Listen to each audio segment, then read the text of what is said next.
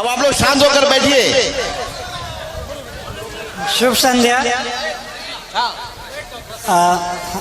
हमें सबसे पहले अपने मातृभूमि के प्रणाम करे छिए। यहाँ पे उपस्थित सारे लोगों के नमन करे छिए। हमरो नाम शुभम कुमार छे। हमरा ठेठी उतना अच्छा ना आवे छिए। मम्मी के मैं 1 महीना पहले बोलिए कि अहाँ सारा चीज हमरा दिल के, बट लेकिन हमरा अपना मातृभाषा नहीं सीखल के।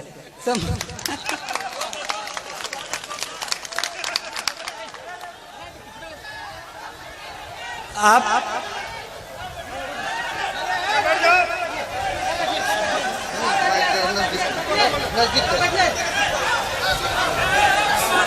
ठेठी मैथिली का एक बोली है। आप अपने बच्चों को सारा लैंग्वेज सिखाइए। आप ठेठी भी सिखाइए, हिंदी भी सिखाइए और इंग्लिश भी सिखाइए। आप लोगों को लगता होगा कि मैं ऐसे ही बोल रहा हूँ, लेकिन मैंने जब अपनी ट्रेनिंग एकेडमी में सबसे पहले गया तो वहाँ पे सारे यूपीएससी क्रैक किए हुए बंदे थे। सारे वहाँ पे जो भी थे सब रैंकर थे, टॉपर्स थे। तो सारे लोगों ने पूछा कि शुभम तुम हिंदी क्यों बोलते हो, तुम्हारा मातृभाषा क्या है? तो हम बोले कि मातृभाषा ठेठी है, वो कभी सीखे ही नहीं। सो वहाँ पे सारे लोग बोले कि उनकी तो हिंदी तो दूसरी भाषा है। सारे लोगों का कुछ ना कुछ उनका खुद का भाषा होता है और वो उस पर गर्व करते हैं। तो मेरा ये कहना है कि आप अपने कल्चर को, अपने संस्कृति पे गर्व होना चाहिए। जहां भी मैं गया वहां पे शुरुआत में लोग बोलेंगे कि एक बिहारी है, लेकिन धीरे धीरे उनको यकीन हो गया कि बिहारी क्या कर सकता है।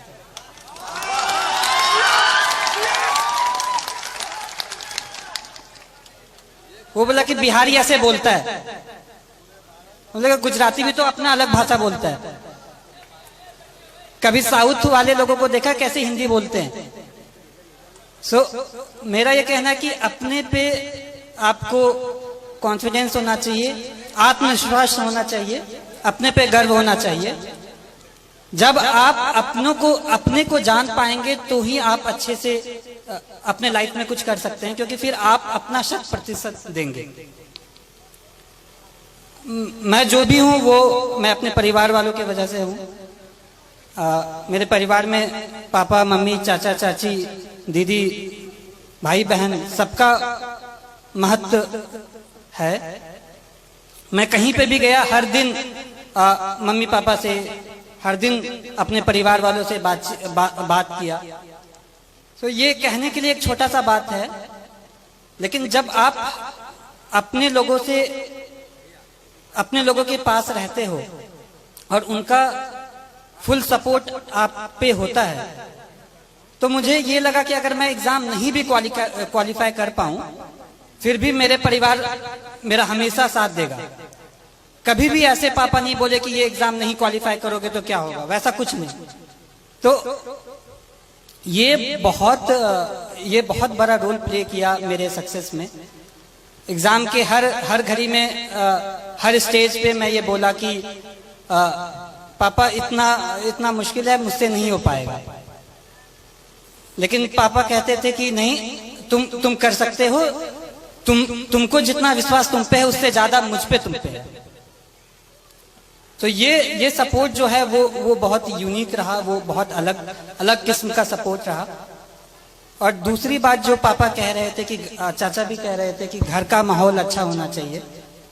तो अभी तक मैं एक इंसिडेंस मैंने नहीं बताया है कि मुझे असल में मोटिवेशन कहाँ से मिला।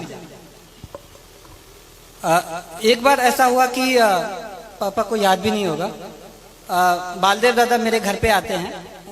वो अपनी बेटी की शादी के लिए कुछ 3000 रुपए पापा से उधार पे लिए होंगे, और उनकी बेटी की शादी पापा यहाँ मंदिर में कराए थे। तो पापा ने ये नहीं कहा कि 3000 रुपए मैं दे रहा हूँ, वो कहा कि नहीं, आपको वापस करना है। फिर वो मेहनत किए और फिर वो 3000 वापस जब दे रहे थे तो मैं भी देख रहा था। पापा ने सारा नोट काउंट किया 500 के नोट से,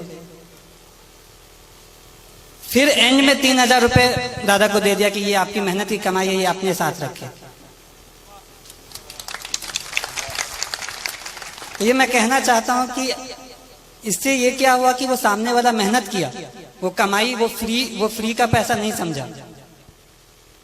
इसी तरह मैं भी चाहता हूं, मेरी ये कामना है कि मैं भी लोगों के लिए काम करूं।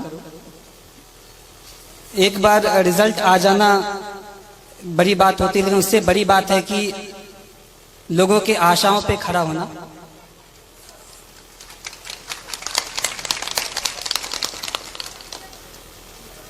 मैं भगवान से प्रार्थना करता हूं कि मुझे इतनी शक्ति दे कि मैं हर लोगों की आशाओं पे खड़ा उतरूं। इसके अलावा आप जो भी रहें, लेकिन सबसे पहले आप आदमी अच्छा बने। लोगों ने कहा कि तुम्हारा लक बहुत अच्छा है, एग्जाम क्वालिफाई हो जाता है, अच्छे कर लेते हो, लेकिन मैं ये कहना चाहता हूं कि आपका लक तभी साथ देगा जब आप खुद के लिए आप सही हो, आप दूसरों के लिए सही हो। आप दूसरों की मदद करें, आप पे भगवान मदद करेगा।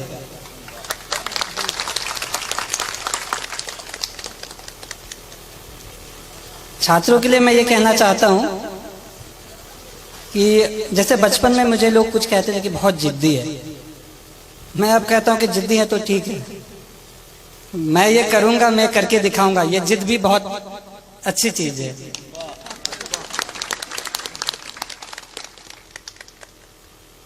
जिंदगी में उतार चढ़ाव हर किसी के जिंदगी में होता है, मेरे भी जिंदगी में रहा।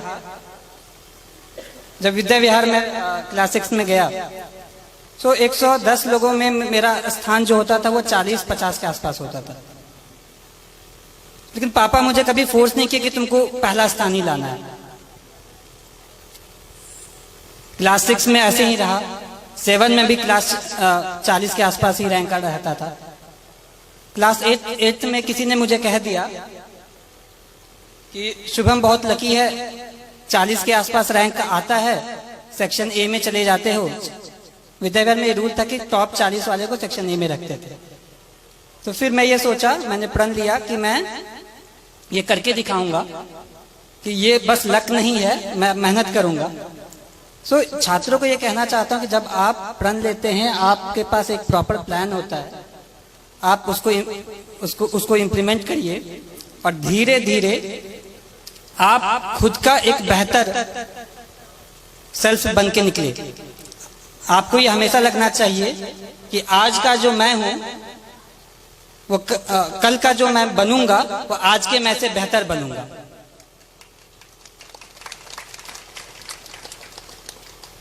जिंदगी बहुत चीज सिखाती है, संघर्ष बहुत चीज सिखाता है, और लाइफ के हर फेज में हमारी कोशिश ये रहती है कि मैं अपना एक बेटर सेल्फ बनूं, मैं इससे भी और अच्छा बनूं, और मेरा भी यही रहेगा। लास्ट में मैं एक पंक्ति बोलूंगा कि कर्मण्ये वधिकरस्ते मां फलेषु कदाचन, अर्थात आप कर्म करिए, फल की चिंता ना करें, फल तो कभी ना कभी आ ही जाएगा। धन्यवाद। शुभम कुमार को बहुत बहुत धन्यवाद और को उसके जीवन की शुभकामना के लिए धन्यवाद कहना चाहता हूँ कि आप लोग इतनी की तादाद में यहाँ आए, मुझे बहुत अच्छा लगा। एंड इतने सारे लोग इतनी अच्छी बातें कही। मैं ये विश्वास दिलाना चाहता हूँ कि आप लोगों ने जैसा भी सोचा होगा उस पर मैं खरा उतरने की कोशिश करूँगा। धन्यवाद।